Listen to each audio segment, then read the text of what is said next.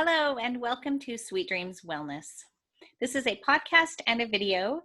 I am Barbara Tuckett, the owner of Sweet Dreams Travel. I'm a wellness travel specialist and travel advisor. I believe that our mind, body, and spirit all play into our well-being, and I create travel experiences which improve our wellness so that you return from your trip with more health, more happiness, and more connection. This is episode number 6. The title is Culinary Disaster or Masterpiece. It's your choice. And the highlights are featuring the islands of New England, and it's a culinary tour. So as you can tell, today's aspect of wellness is culinary and food. Super fun. I enjoyed the one that I did my last podcast and video so much that I decided to do another food one just because they're so fun. So I am going to share my screen for those of you who are following along by video. If you're not, no worries, because I'm going to talk through everything anyway, so you have nothing to worry about and you will hear everything. So I want to start off by talking about last weekend. It was my beautiful niece Sadie's wedding. She married Ben, and it was because of the virus and the current situation we're in right now. It was just a small backyard wedding without a lot of guests, just some close family and friends. Since it was my niece, I'm the sister of the mother of the bride. Sorry, that was kind of a weird way to say that, a roundabout way to say that. My sister is Sadie's mom. And so I got to kind of help with the background and the behind the scenes, a little bit of the setup and things like that. After the ceremony, which was absolutely wonderful, they had just a little reception. And so I was helping with other family members to bring out some boxes of food and some drinks and just kind of set things up for a small reception.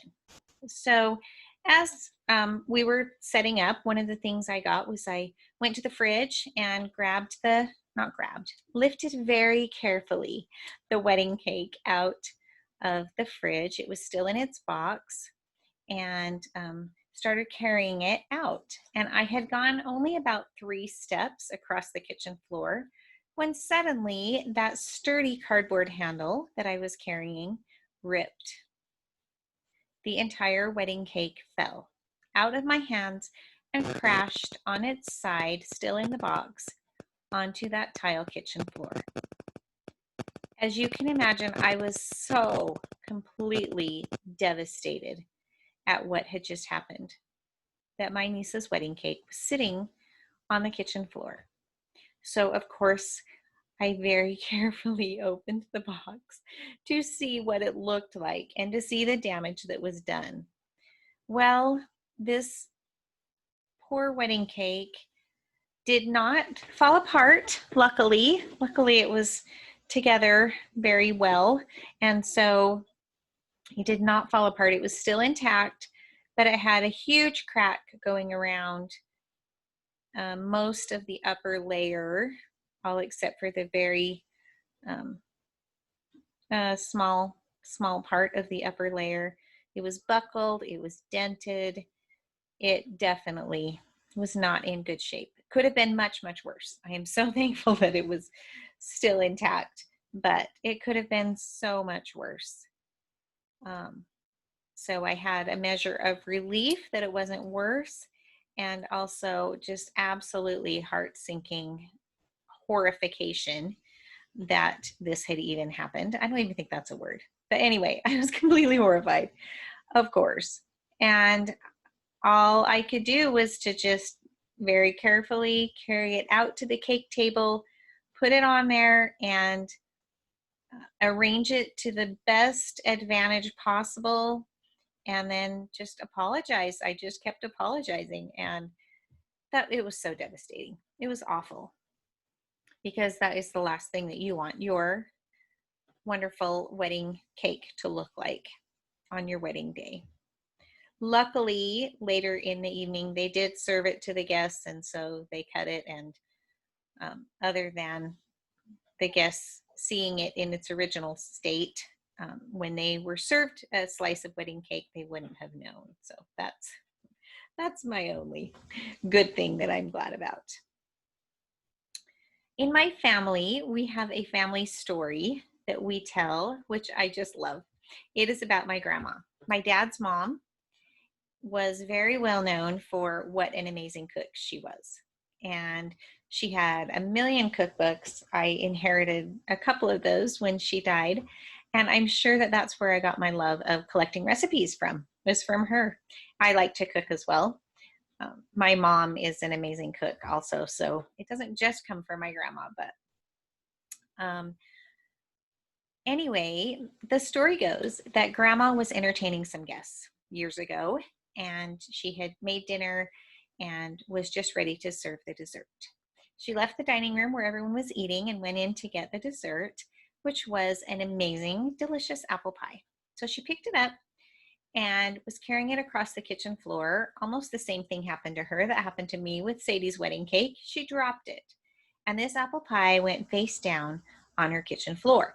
Now, the good news was that she had cleaned the kitchen floor recently, so she wasn't extremely worried about the cleanliness. But of course, the terrible thing was this was the only thing that she had planned for dessert, some apple pie and ice cream. And her guests were counting on some kind of homemade culinary treat that she was bringing out to them. So she thought quickly, she scooped it all back in the dish, she served it anyway with ice cream, and the guests loved it. They were amazed, they raved about it, they asked her what that amazing dessert was, that apple dessert that she had served, what was that? And she very quickly responded, "Oh, it's called apple pie à la Fleur." Isn't that awesome? I love that story. That's such a great story of my grandma. Anyway, she took that terrible situation and made it into a win, a huge win. And I kind of liken that unto our world as it is right now. As our world is right now, we are kind of like an apple pie sitting upside down on the floor, or a wedding cake on the floor. And we need to decide what we're going to do with that situation. Are we going to just, sit around and apologize, or are we going to make the best of it? Hopefully, we can create a travel situation that is, although maybe not the same as the original, hopefully it's better than nothing at all. So in that spirit, let's continue and let's talk about today's amazing culinary vacation. This is a 7-night trip.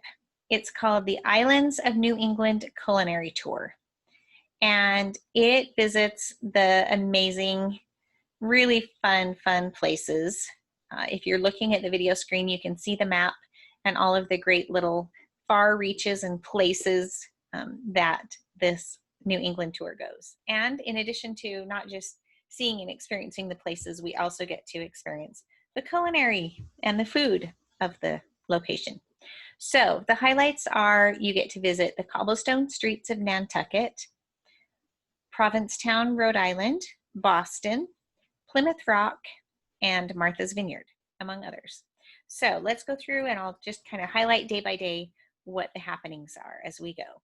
Day 1 is just your travel day, your arrival day, and this is where you get to meet your fellow travelers. You fly into Providence, Rhode Island.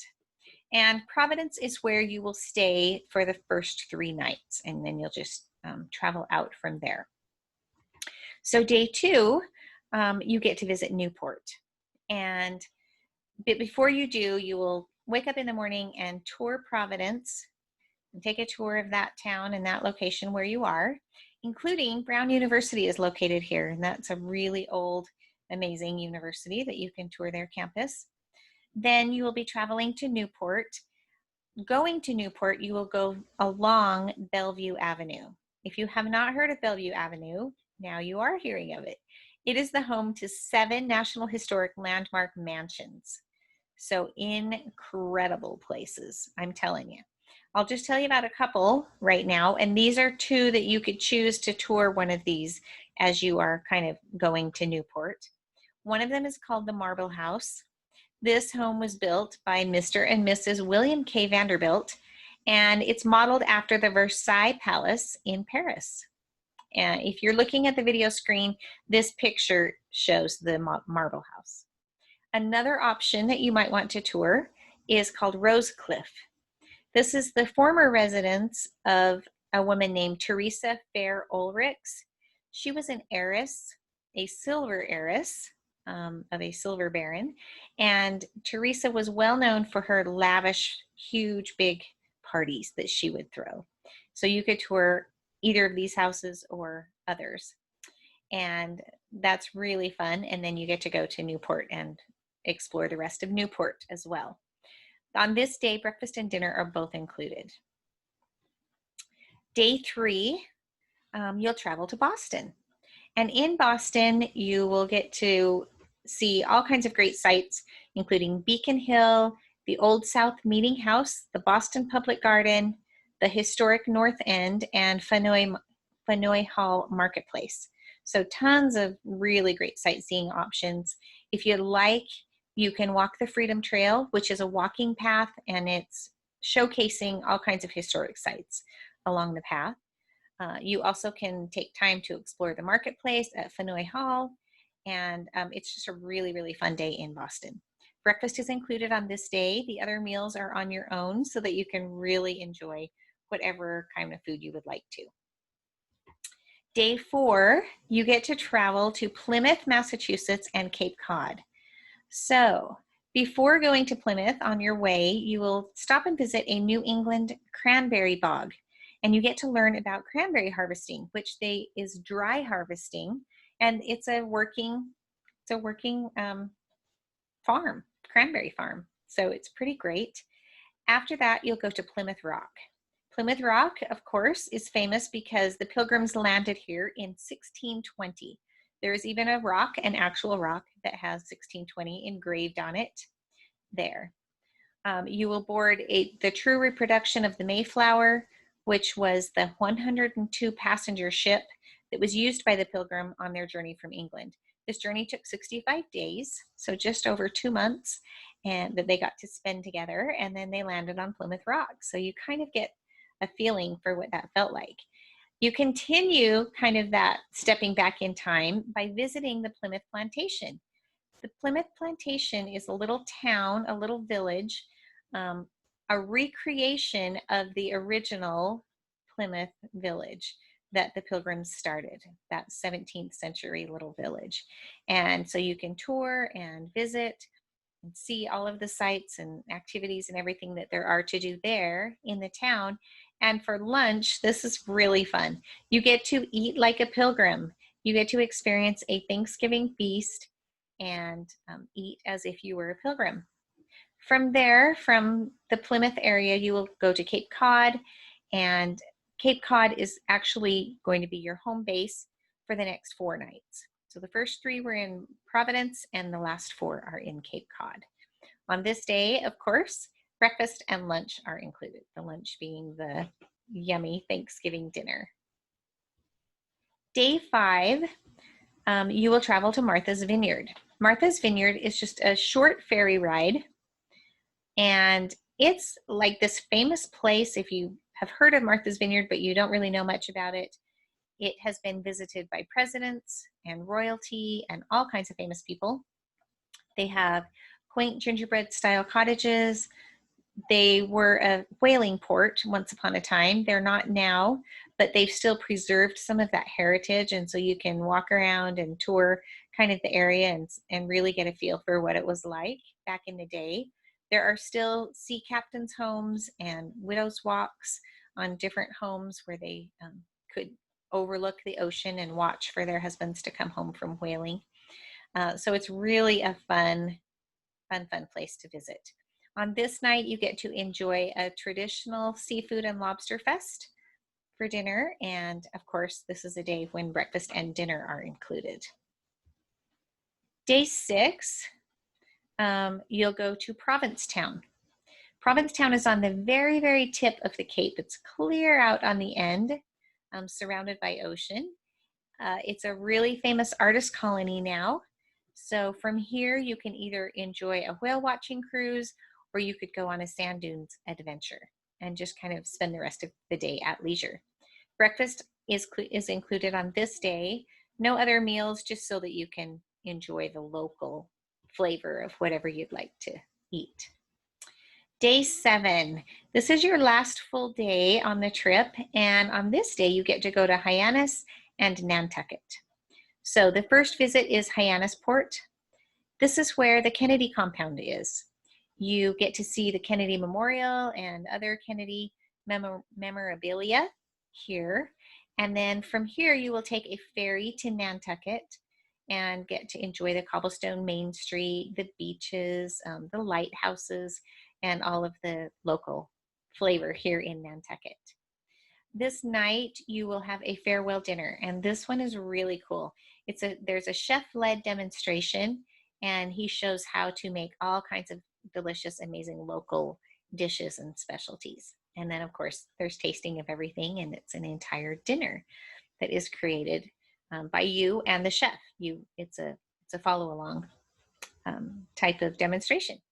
So that's super fun for your last evening together on this tour. Breakfast and dinner, of course, are included on this day. The final day is just basically the day that you depart for home. So you just wake up and get your transport to your flight and then fly home. So I think this is a really great example of a way that you can experience some local food and some local customs and flavor and history all rolled into one. So when would this trip be available? Well, there are still a few dates available in 2020. If you are interested for fall, then this would be maybe a perfect opportunity. There's a few departures starting late September through the third week in October, so just a few weeks in the fall that are still left. Into 2021, the trip starts on May 7th. That is the earliest departure, and then there are departures nearly every week throughout the summer and into fall. The third week in October is the final departure, so it's kind of May through October is the time frame. And just a little note, some of the 2021 dates are already sold out, especially the fall ones. The fall ones are super popular. So if you were interested in a fall foliage kind of tour or something like that, you didn't want to go this year, but you want to schedule it for next year, totally can, if it's available. So just let me know what you're interested in, and I can let you in on the details. You are completely welcome to arrive early or stay late if you wanted a little more time in the area to explore on your own. So that would completely be an option. Now, what about the health and safety measures that are being taken right now? Well, I want to go through a few things which hopefully will help you feel safe and secure about booking something like this if you're interested. First of all, trip protection, always available. So I will always offer it for you. I would totally recommend it, especially in this day and age where you never know, exactly what the conditions are going to be like when your travel dates come up. So completely recommend that. Also, prior to the trip, every traveler completes a wellness declaration so that we make sure that everyone is well and healthy. There is a private car service that is offered between the airport and the hotel at the beginning of your stay and at the end of your stay. So I think this is a really great feature because you are not crowded into a place with a whole bunch of people that you don't know or haven't been around and dropped off at this hotel or that hotel along the way. You get your own private vehicle. The vehicles are disinfected daily. They're also disinfected in between each passenger. So it's super clean, super great way to go. The tour groups are really small sizes, and there are trained experts that are really used to handling unexpected situations. So it could include illnesses or emergencies or anything that may come up. They are available 24/7. So you don't just have them for a certain time of day, but they're available constantly throughout your trip. Another great safety measure is, of course, physical distancing is encouraged during meals, during the experiences, excursions, the sightseeing, everything that you're doing, either physical distancing or mask wearing, things like that, very much encouraged for safety. And in some places required, depending on the public places that you're going. You are traveling in this part of this trip, you are traveling by motor coach. And in the motor coaches, all of the surfaces are sanitized really often to keep things, nice and clean for everyone. Also, hand sanitizer is available for everyone at all times. So 24/7, you could have access to hand sanitizer, which is really great. In the hotels where you're staying, the hotel cleanliness protocols are very strictly followed throughout your stay. So I feel like it's a really, really good option for something that is safe and fun and really inviting and exciting. Now, I wish that I could rewind last weekend. I wish that I could go back to dropping the wedding cake. Obviously, I wish that I had held the cake underneath the box rather than just holding it by the handle. You would think that the box would be built, the handle would be built so that it would carry the cake without ripping, but obviously that did not happen. Anyway, if the cake had still fallen, then I wish I would have grabbed some baby's breath that was left over, that was extra, and arranged it on the cake to partially cover the cracked places that you could see. I would have added a little bit of flair, a little bit of creativity to make the best of the situation rather than just put the cake out and apologize to the family. I would have done a little more than what I did to make it a better situation.